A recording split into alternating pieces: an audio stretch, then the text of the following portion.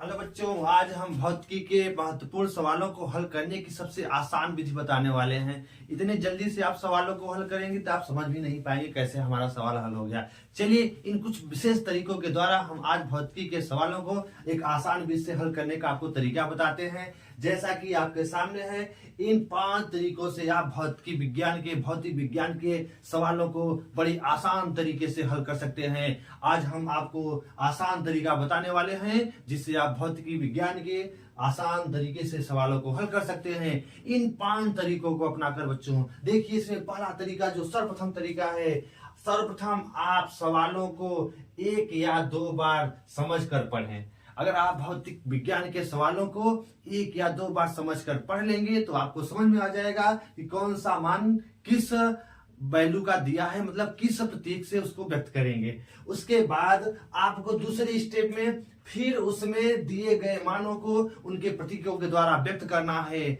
उसके बाद उचित प्रतीक का प्रयोग करके उनके मानों को व्यक्त करने के बाद आपको फिर क्या करना है, अब उनके मानों को उचित मात्रकों में बदलिए। अगर सीजीएस पद्धति में है तो सभी सीजीएस में होना चाहिए, एमकेएस में है तो सभी एमकेएस में होना चाहिए।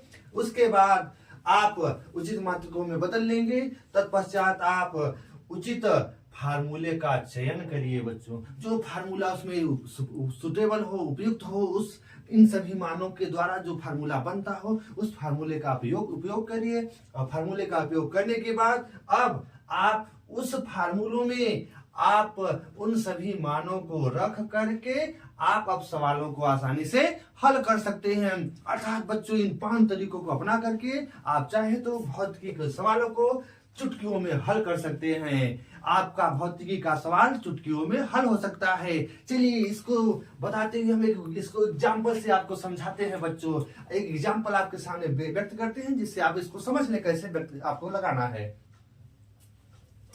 चलिए बच्चों, आज हम सवालों को हल करने की आसान विधि के द्वारा एग्जाम्पल से उसको हम समझाते हैं। देखिए, इस एग्जाम्पल के द्वारा आप इन भौतिकी के सवालों को कैसे आसान विधि से हल करते हैं। देखिए बच्चों, सर्वप्रथम जो पहला स्टेप हमारा था, इन सवालों को पहले आप 1 या 2 बार सही तरीके से समझ कर पढ़िए, आराम से पढ़िए। पहले तो चलिए पहला स्टेप हम लोग फॉलो करते हैं। पहले हम इन सवालों को आसान तरीके से पढ़ते हैं। एक इलेक्ट्रॉन तथा प्रोटॉन के बीच की दूरी 0.53 एंगस्ट्रॉम है। इस निकाय का वैद्युत द्विध्रुव आघूर्ण ज्ञात करो। मतलब एक ठो आपके पास इलेक्ट्रॉन है, एक ठो आपके पास प्रोटॉन है। तो एक इलेक्ट्रॉन होगा आपके पास, एक इलेक्ट्रॉन पे नेगेटिव चार्ज है और एक आपका क्या है यहाँ पे बच्चों, प्रोटॉन है जिसपे क्या है, पॉजिटिव चार्ज। और इनके बीच की जो दूरी, तो इनका मान Q और Q का मान एक माइनस इलेक्ट्रॉन है, क्या है, प्लस है, तो Q का मान हो गया। और इनके बीच की दूरी जो 2L है दिया है 0.53। इनके बीच की दूरी कितना दिया है, 0.53 एंगस्ट्रॉम में दिया है। अब तो सर्वप्रथम आपको व्यक्त करना है कि पहले हमने एक बार सवाल को पढ़ा, पहला स्टेप हमारा क्लियर हुआ। दूसरा स्टेप किसका मान दिया है, एक इलेक्ट्रॉन पे चार्ज और एक प्रोटॉन पे चार्ज। देखिए बच्चों, इलेक्ट्रॉन और प्रोटॉन पे चार्ज का मान, आवेश का मान समान होता है, लेकिन इस पे निगेटिव आवेश होते हैं, इस पे क्या होता है, पॉजिटिव आवेश होते हैं। तो हम मान लेते हैं कि इनमें जो आवेश है, तो पहले हम देखते हैं इलेक्ट्रॉन पर जो आवेश है वो Q मान लेते हैं और उसका मान कितना दिया है, और उसका मान कितना दिया है, 1.6 इंटू 10⁻⁻19 कूलाम होता है एक इलेक्ट्रॉन पे आवेश। और इलेक्ट्रॉन के लिए माइनस होता है, प्रोटॉन के लिए क्या होगा बच्चों, यही मान प्लस में होगा। लेकिन हमें यहाँ उसकी वैल्यू से मतलब है, उसके परिमाण से मतलब है, हम नेगेटिव पॉजिटिव यहाँ पे नहीं देखना है। क्यों? क्योंकि हमें द्विध्रुव आघूर्ण निकालना है। अब आगे क्या दिया है, अब प्रोटॉन, इनके बीच की दूरी, एक इलेक्ट्रॉन और एक प्रोटॉन के बीच की जो दूरी है वो कितनी दी हुई है, और दूरी होती है 2L। 2L का मान दिया है, कितना दिया है, 0.53 एंगस्ट्रॉम दिया है बच्चों, तो नोट कर लीजिए। और निकालना क्या है, इस निकाय का वैद्युत द्विध्रुव आघूर्ण। अब वैद्युत द्विध्रुव आघूर्ण का प्रतीक क्या होता है बच्चों, P होता है। तो आप P से व्यक्त करिए और P के स्थान पे क्या करिए, क्वेश्चन मार्क, मतलब P की हमें वैल्यू ज्ञात करनी है। तो बच्चों आपका दूसरा स्टेप फिनिश हुआ। पहले स्टेप में आपने सवाल को पढ़ा, दूसरे स्टेप में आपने सवालों को उनके प्रतीकों के द्वारा व्यक्त कर दिया। अब तीसरा स्टेप शुरू होता है। तीसरे स्टेप में आपको इसका फार्मूला मतलब वैद्युत द्विध्रुव आघूर्ण P और आवेश का मान दिया है, दूरी दोनों के बीच की दी हुई है, इनसे जुड़े हुए फार्मूले को आप सोचिए। तो तीसरा आपका फार्मूला क्या है? तीसरा स्टेप में आप फार्मूले को यूज करिए। फार्मूला क्या होता है बच्चों? P बराबर Q इंटू 2L, मतलब दोनों आवेशों में से कोई एक आवेश इंटू उनके बीच की दूरी 2L तो रख देंगे। अब इस फार्मूला जब हमें पता हो गया तो हमारा तीसरा स्टेप फिनिश हो गया। पहला दूसरा मान रखा गया और तीसरा फिनिश होगा। एक और स्टेप जो बचा बच्चों बीच में छूटा है। अच्छा बच्चों, पहला स्टेप पढ़ना था, दूसरा स्टेप हमने प्रतीकों के द्वारा उसके वैल्यू को रख दिया, और लेकिन तीसरा स्टेप बच्चों पहले आपका क्या होता है? पहले आप इनको देखिए क्या ये उचित मात्रकों में है कि नहीं, उसके बाद ये चौथा स्टेप आपका फार्मूला आता है।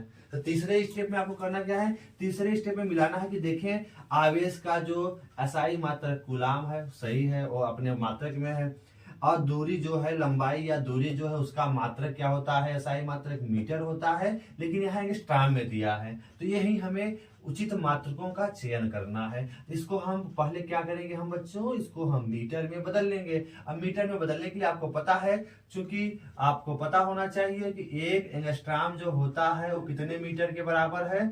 10 के घाते -10 मीटर के क्या होता है बच्चों? बराबर होता है। आप इसका मान यहाँ जब रखेंगे तो आपको मिलेगा क्या? 0.53 इंटू 10⁻⁻10 मीटर मिल गया आपको 2L का मान। अब इन मानों को आप इसमें रख दीजिए और रख करके आप चाहें तो कैलकुलेट कर लीजिए। Q का मान यहाँ पे है 1.6 इंटू 10⁻⁻19 इंटू 2L। 2L का मान है 0.53 इंटू 10⁻⁻10। इसको सॉल्व करेंगे तो आप हल करेंगे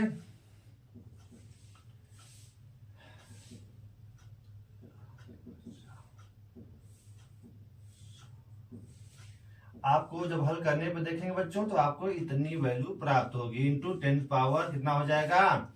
-29। और इसको आगे जब बढ़ाएंगे बच्चों तो ये आपका आएगा 8.48 इंटू 10⁻, एक इधर जाएगा तो -30। और आपका इसका मात्रक क्या होता है? कूलाम। और दूरी का मात्रक क्या होगा बच्चों? कूलाम हो जाएगा।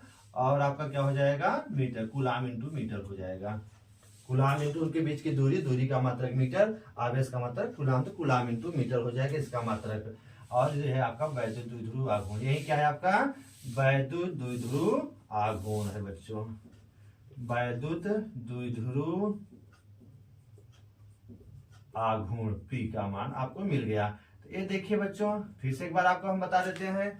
पहला स्टेप आपने सवाल को पढ़ा, दूसरा स्टेप प्रतीकों के द्वारा उसको व्यक्त किया, तीसरा स्टेप उचित मात्रकों का आपने चयन किया, चौथा स्टेप आपने फार्मूले का यूज किया, ये आप इसका फार्मूला है, आपने फार्मूले का यूज किया, और अंतिम और पांचवें स्टेप में आपने उनके मानों को रख करके और आपने इसको हल किया, और हल करने के बाद आपको उसका आंसर मिल गया। इस तरह से बच्चों आपका जो सवाल था वो पूरी तरह से क्या हो गया बच्चों? सॉल्व हो गया, उसका आंसर आपको मिल गया बच्चों।